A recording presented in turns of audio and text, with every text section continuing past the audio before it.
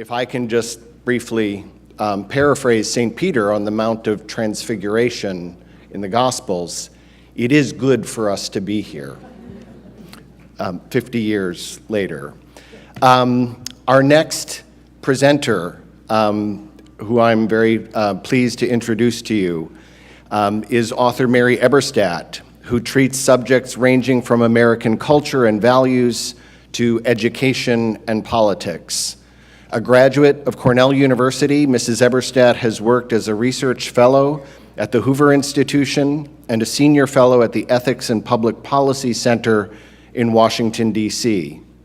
She's written widely for various magazines and newspapers, including Policy Review, The Weekly Standard, First Things, the Los Angeles Times, the London Times, and the Wall Street Journal. Among her popular books are How the West Really Lost God, A New Theory of Secularization, and Adam and Eve After the Pill, Paradoxes of the Sexual Revolution, a book I always use when I teach undergraduate or seminary and marriage courses. Her most recent book is entitled It's Dangerous to Believe, Religious Freedom and Its Enemies, and it chronicles the rise of discrimination against religious believers in the United States and elsewhere during an era of ascendant secularism. Please join me in welcoming Mary Eberstadt. It's an honor to be here today in this stronghold of American Catholicism, among so many distinguished guests, and under the auspices of the greatest university president in America, John Garvey.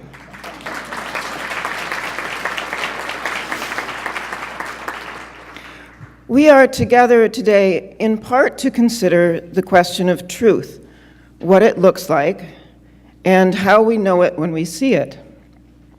Please allow me a few words of introduction to explain my own interest in the subject before us. Unlike most of those present, I'm not a theologian or a philosopher or a member of holy orders. And that, in a way, is exactly the point of this talk. For reasons that we'll examine, it's precisely in leaving aside these accustomed tools for measuring the truth of Catholic teaching and in taking up new secular tools that the beauty of Pope Paul VI's encyclical shines forth in a new and continuously illuminating way. If the truths of church teaching are so luminous that they can be discerned even without the aid of theology and philosophy, what does that tell us? It tells us that Humanae Vitae and the 2,000 years of teaching it represents remains true in ways that all reasonable people can discern, if only they are supplied with the relevant evidence. Delivering some of that evidence is what I'm here to do. For quite a while now, it's been apparent that what is called the third wave of the sexual revolution has become one of the most formative disruptions in human history. It's having massive repercussions around the world: microcosmic, macrocosmic, moral, religious, political, demographic, and otherwise. This ongoing fallout is one of the greatest intellectual puzzles of our time. As a writer, and alongside other observers, I've been trying here and there to put some of its pieces together. 10 years ago, upon being asked to write an essay for First Things on the 40th anniversary of Humanae Vitae, I researched evidence from a wide variety of sources about the predictions in the document to see how they mapped onto reality 40 years later. Citing evidence from sociology, psychology, history, and contemporary women's literature, I concluded then, 4 decades later, not only have the document's signature predictions been ratified in empirical force, but they have been ratified as few predictions ever are, in ways that its authors could not possibly have foreseen, including by information that didn't exist when the document was written, by scholars and others with no interest whatever in church teaching, and even inadvertently by proud public adversaries of the Catholic Church. Today we will revisit that foregoing conclusion with new evidence from the past 10 years alone. And we will do so mindful of the intellectually circumspect spirit that Pope Francis and his closest associates now bring to the Church. One recurring theme in Pope Francis's teaching is that human realities trump scholarly abstractions. In Spanish, la realidad es superior a la idea. His signature phrase about pastors who have the smell of the sheep is a folk version of the same maxim. Cautions about rigidity, rigorism, empty rhetoric, and getting stuck in pure ideas appear often in his thought. What matters most are, quote, the realities that people face in their daily lives, as Blaise Cardinal Supich put it in a speech at Cambridge University recently.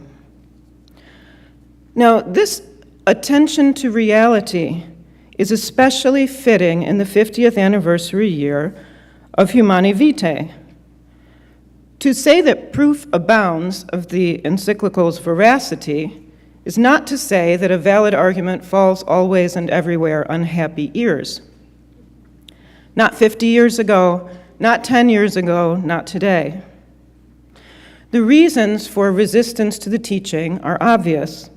The promise of sex on demand, unencumbered by constraint, may be the strongest collective temptation that humanity has ever encountered. And that's why, since the invention of the birth control pill, resistance to traditional church teaching has been unremittingly ferocious. It is also why so many in the laity and clergy wish that this rule, among others, were less taxing.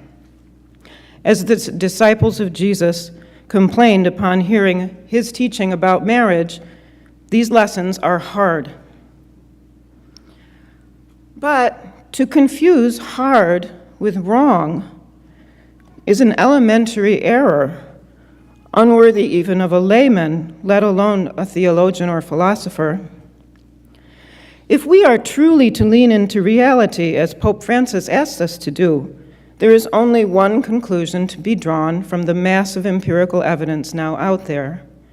It's the same conclusion that was visible 10 years ago and that will remain visible 10 or 200 years from now.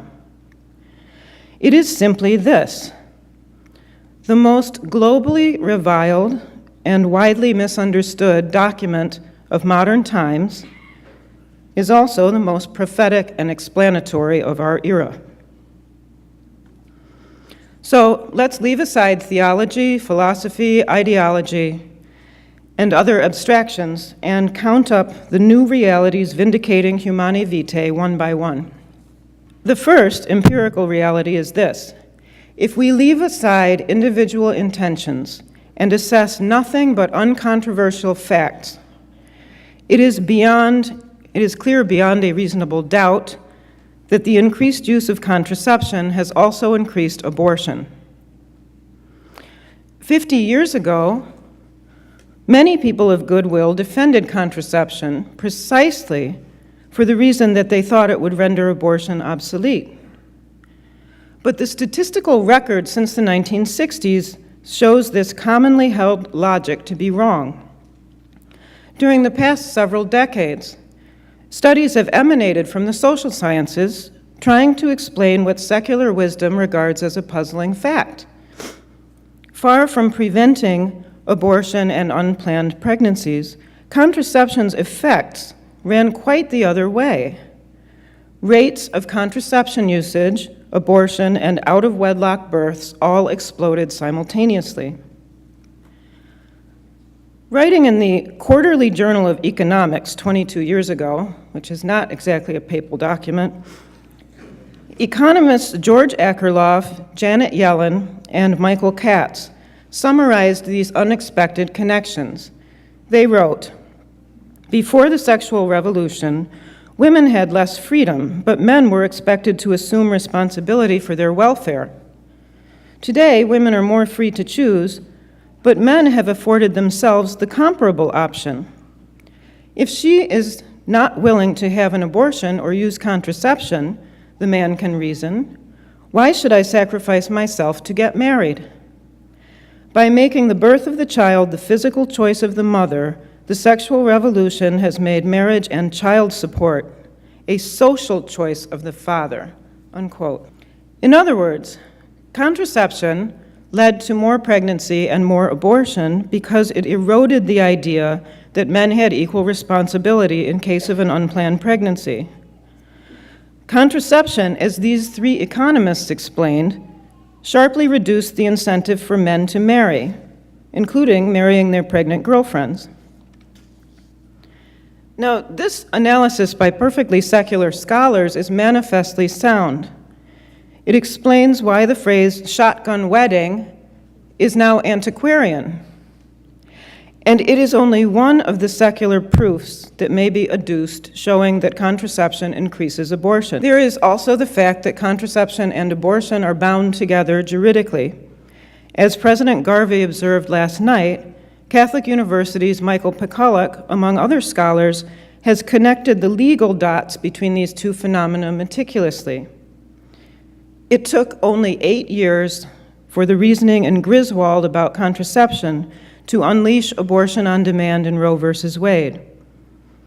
As Professor Pikulik concludes, as regards jurisprudence, the fruit of contraception is abortion. Now, what does this linkage tell us? It tells us that the desire to draw a hard and fast line between these two phenomena is countermanded by history, including legal history. And leaving jurisprudence aside, other facts of history connect the same causal dots. The push to liberalize abortion laws in countries around the world did not begin until the first third of the 20th century, as birth control devices came into wider circulation. American states did not start liberalizing abortion laws until after the federal approval of the birth control pill in 1960. Roe versus Wade comes after the pill, not before. As a matter of historical fact, the mass use of contraception called forth the demand for more abortion. Writing in the National Catholic Bioethics Quarterly in 2015, another researcher, Scott Lloyd, concluded likewise that contraception leads to abortion, not inevitably in individual cases, of course, but repeatedly and reliably as twinned social phenomena. He writes, quote, because the lower risk perceived with contraceptives enables sexual encounters and relationships that would not occur otherwise, it invites pregnancies that occur in situations where women do not feel ready to become pregnant, unquote. Now, as we review this secular record, again, keeping Pope Francis and his teaching in mind, mercy and forgiveness are patently in order toward the generation that championed contraception 50 years ago, that is. Who, back then, could have anticipated that contraception would lead to abortion on a scale never seen before? Who, back then, would have defended contraception if they had known what we know now? This is an exercise in the what-if school of history, and it's an important one.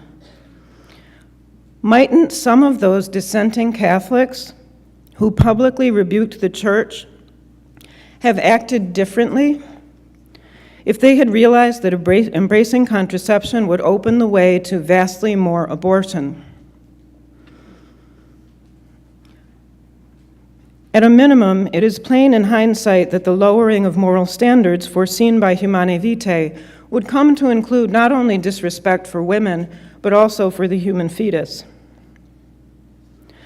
Now, two conclusions from this review of the secular analyses would seem especially pertinent to Catholic leaders from here on out. First, we cannot pretend we don't know these things. We cannot pretend that 50 years of social science connecting contraception to abortion don't exist. Second, and as a corollary, it would seem that from now on, anyone inside or outside the church who advocates expanding the use of contraception needs also to explain why it is permissible to increase abortion. Pope Francis himself has called abortion a very grave sin and a horrendous crime. For that reason, the reality that contraception is an accelerant to abortion is a moral fact that theologians and laity alike can no longer ignore. So, in part because 50 years of experience have established reality number one, a second reality has also become evident. People outside the Catholic Church, including some leading Protestants, have come to see Humanae Vitae in a new and more favorable light. This is one of the least reported religious stories of our time, and it has the potential to reconfigure the Christianity of the future, replacing disunity over birth control with a new unity. Observing what the sexual revolution has wrought, more and more Protestant and other non-Catholic voices now question yesterday's nonchalance about contraception. This reconsideration is far from a majority view, obviously, but it manifests what any minority view must have to win over others: evidence and moral energy. I'd like to give a few quotes from the last 10 years alone. From a professor at Southwestern Baptist Theological Seminary. Protestants have done themselves a disservice by ignoring Humanae Vitae's substantial statement on human anthropology and sexuality. Protestants would be well served to study Paul VI's encyclical and take heed of its warnings. From R. Albert Mohler, Jr., president of the Southern Baptist Theological Seminary, quote, "Many evangelicals are joining the discussion about birth control and its meaning. Evangelicals arrived late to the issue of abortion, and we have arrived late to the issue of birth control, but we are here now." From an anthropologist at Messiah College, quote, "For evangelicals, an anti-contraception position is not seen as exclusively Roman Catholic, as it would have been in the past," unquote. From an evangelical blogger, "Whenever current events touch on life issues, evangelicals like me become increasingly uncomfortable with the contraception culture. We realize that we have much more in common with Catholics who revere life than with radical feminists who revere the rights of women above all else." Or, to quote a New York Times headline from 2012, "More Protestants oppose birth control." Now, these second thoughts among Protestants and other non-Catholics are less a radical break from Christian tradition than a return to it. As we have been hearing, church teaching on contraception, including Protestant teaching, followed an unbroken line through the centuries up until 1930. In 1930, as now, Protestants who were not at ease with abandoning traditional teaching turned to Rome for authority. Charles Gore, the Bishop of Oxford, objected to Resolution 15. He wrote that he had manifold reason to believe that in the case of birth prevention, the very strong tradition in the Catholic Church has been in the right and has divine sanction. The move by some non-Catholics back toward Humanae Vitae today is in part a tacit declaration that in retrospect, the Bishop of Oxford may have been right to stand as a sign of contradiction back then. Here is another reality. In Africa, both Protestant and Catholics lean toward traditionalism in Christian moral teaching. Here, as elsewhere in history, the maxim delivered by sociologist Lawrence Iannacone holds, quote, "Strict churches are strong," unquote. Concomitantly, lax churches are weak. It is in tradition-minded Africa that Christianity has grown explosively in the years since Humanae Vitae, as opposed to in those nations whose Christian leaders struggle still to change the rule book. As the Pew Research Center put it in a report a few years ago, Africans are among the most morally opposed to contraception. Substantial numbers of people in Kenya, Uganda, and other sub-Saharan countries, Catholic and otherwise, agree with the proposition that contraception use is morally unacceptable. In Ghana and Nigeria, it is more than half the population. Despite decades of secular proselytizing, many Africans resist the attempts of reformers to bring them into line with the secular Western sexual program, which includes, not coincidentally, diminishing the number of Africans. Nigerian-born Obianuju Ekioka, author of the new book, Target Africa, Ideological Neocolonialism of the 21st Century, wrote an open letter to Melinda Gates, whose foundation dedicates impressive resources to spreading birth control among Africans. She wrote, "I see this $4.6 billion buying us misery. I see it buying us unfaithful husbands. I see it buying us streets devoid of the innocent chatter of children, and a retirement without the tender, loving care of our children." Nor are Africans the only intended beneficiaries of campaigns to expand the contraceptive Weltanschauung. They are not alone in rejecting the idea that the world would be better with fewer of them in it. As a notable Indian, targeted with the same message some years back by Margaret Sanger herself, as it happens, put it, "It is futile to hope that the use of contraceptives will be restricted to the mere regulation of progeny. There is hope for a decent life only so long as the sexual act is definitely related to the conception of precious life." The author of those sentences is not the moral philosopher Elizabeth Anscombe, whose famous essay, Contraception and Chastity, defended Humanae Vitae with exactly the same logic. The author of those sentences is Mahatma Gandhi. One more non-Catholic to affirm the reasoning behind Christian moral teaching. And here is one more endorsement from one more quarter outside the church, written by a Mormon doctor 10 years ago.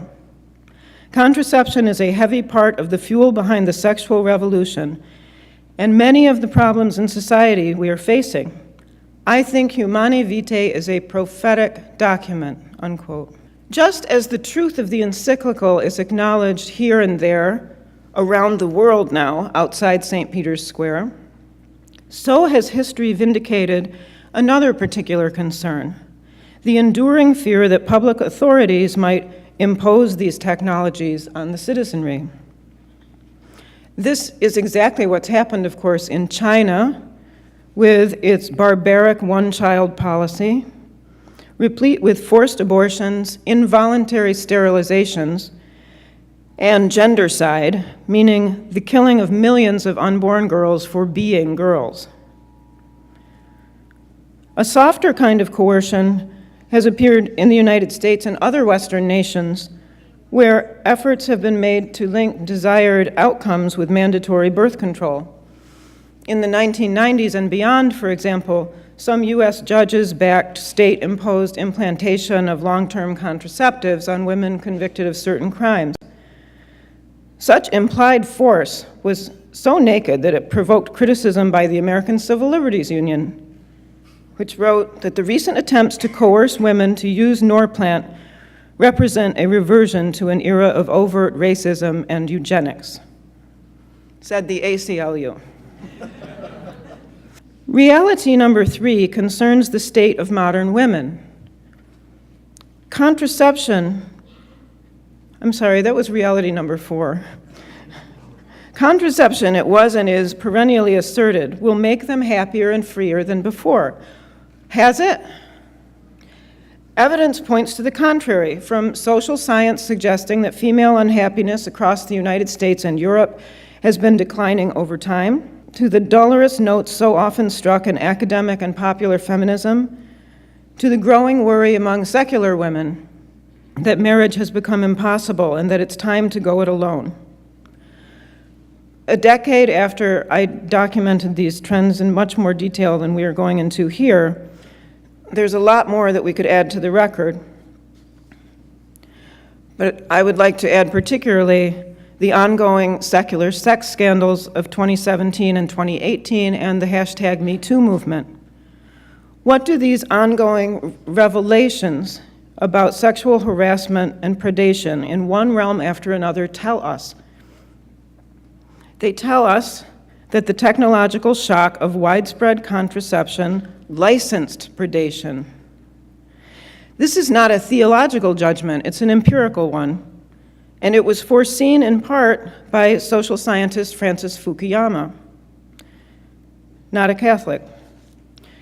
His 1999 book, The Great Disruption, makes a point that echoes through Humanae Vitae, though his is based on a thoroughly secular analysis. He writes, "One of the greatest frauds perpetrated during the Great Disruption of the 1960s and beyond was the notion that the sexual revolution was gender neutral, benefiting men and women equally. In fact, the revolution served the interests of men, and in the end put sharp limits on the gains that women might otherwise have expected." 20 years later, his point appears irrefutable. No longer does a man have to be a king or a master of the universe to prey upon women in unrelenting serial fashion. All he needs is a world in which women are assumed to use contraception, the world we've had since Humanae Vitae, the one that Humanae Vitae foresaw. So this brings us to one other reality. 50 years into the sexual revolution, one of the most pressing and growing issues for social science researchers is not overpopulation. Properly understood, it is underpopulation. I am referring to the explosion in what's known as loneliness studies. This, too, has been documented by secular scholars, lots of them.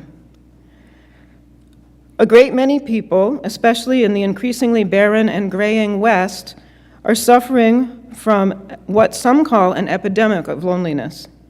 This finding presumably would not surprise Pope Francis, who in an interview with La Repubblica in 2013 called the loneliness of the old one of the worst evils in today's world.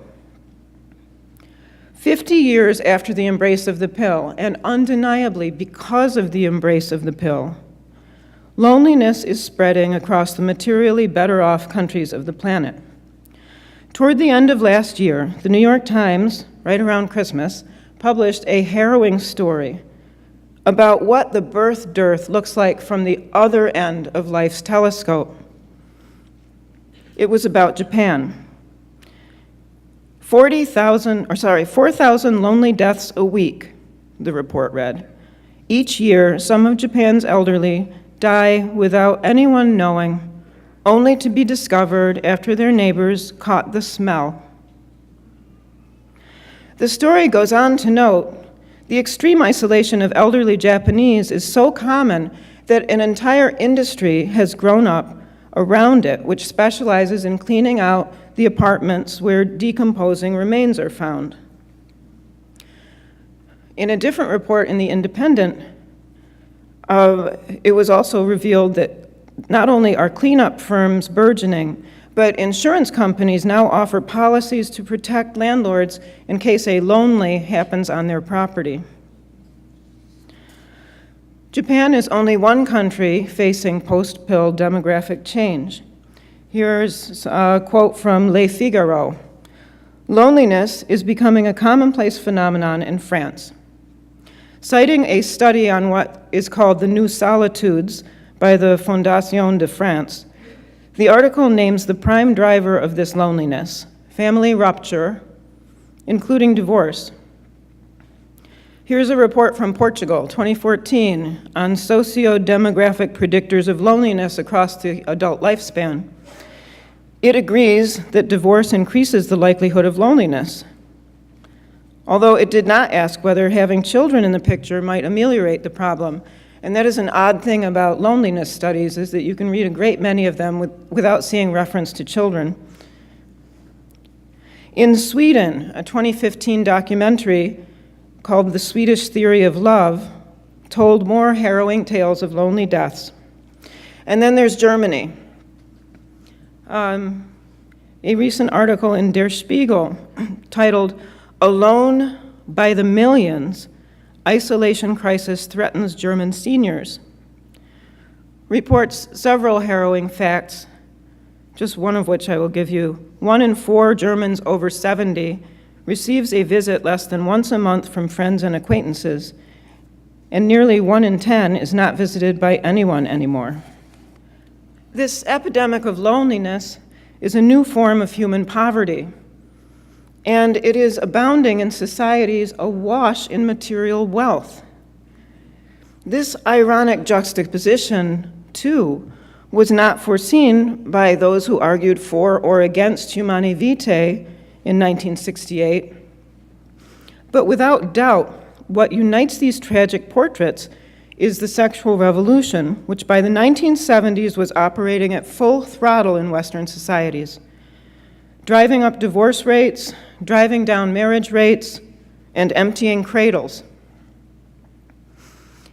It doesn't take a demographer to connect the dots between the pill and elderly loneliness, any more than it takes a theologian to understand that contraception and abortion are joined at the root. Now, in addition to its destructive force at the beginning and the end of the human lifespan, the post-revolutionary order also continues to generate permutations of sexuality unheard of in the human history that preceded our own. There are the scores of gender identities that have achieved sacrosanct secular status, and the ongoing accommodations of law and custom to such radical ideas. So unexpected and pervasive are these transformations that several books outlining the new sexual cartography have appeared within the last year alone. And I want to recommend 3 of them to you particularly, because they shed light on the systemic turmoil out there.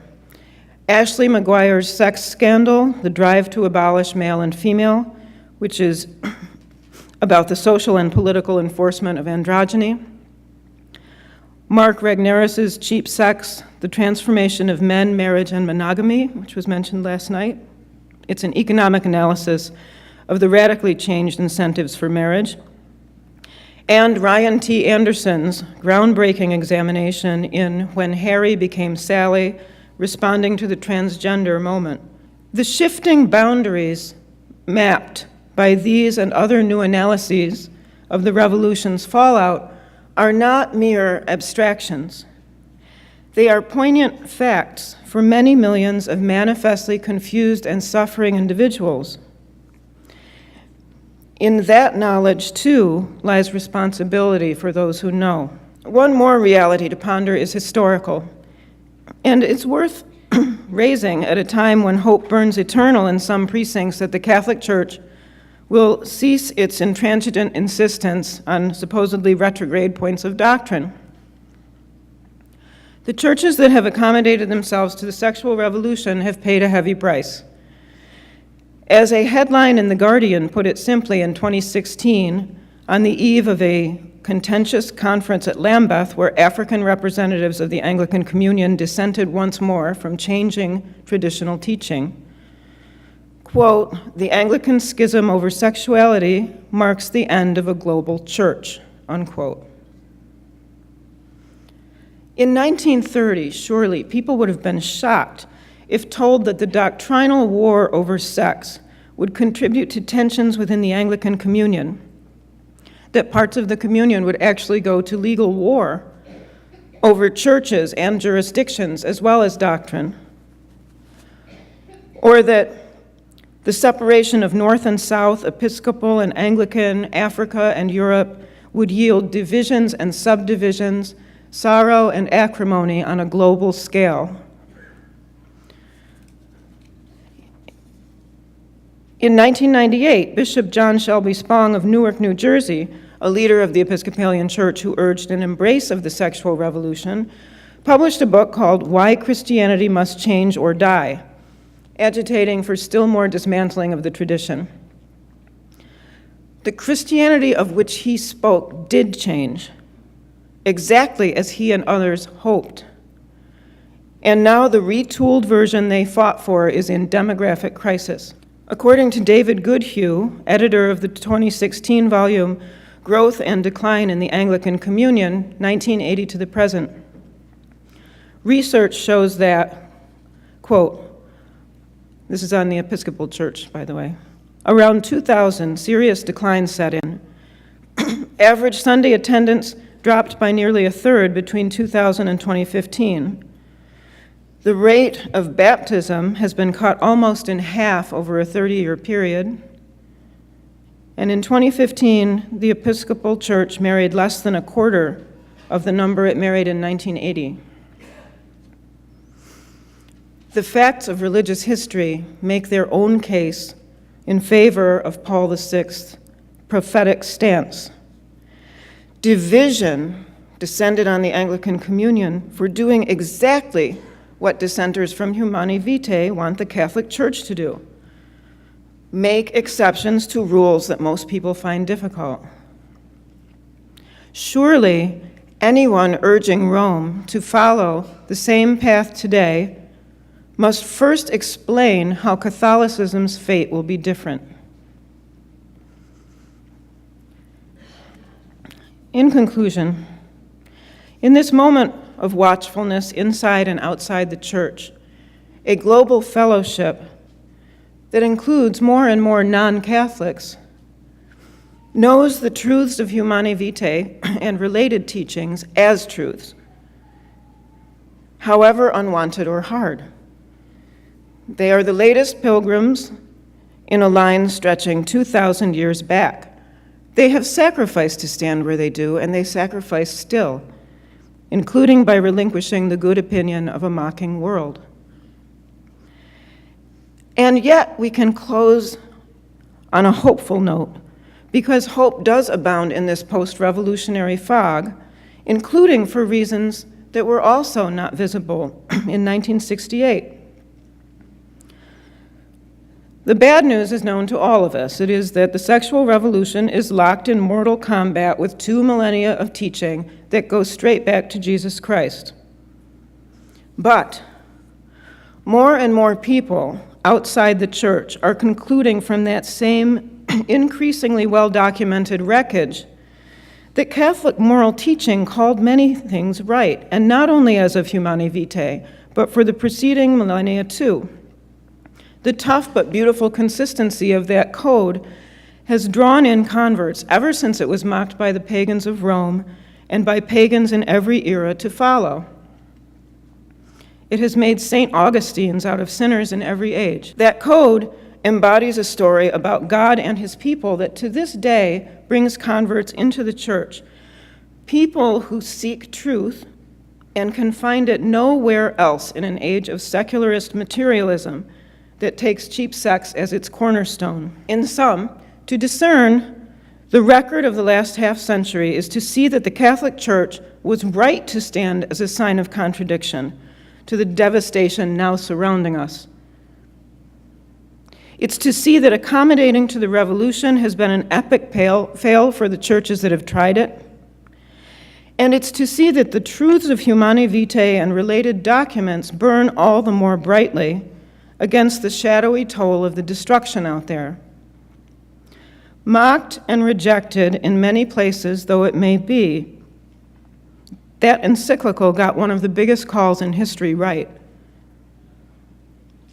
These teachings continue to be vindicated over and over by scholars, including many with no connection to Rome, seeking only to document and analyze the record of our post-revolutionary times.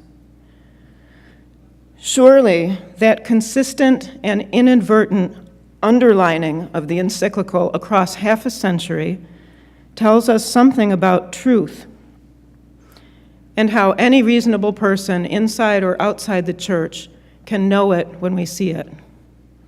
Thank you.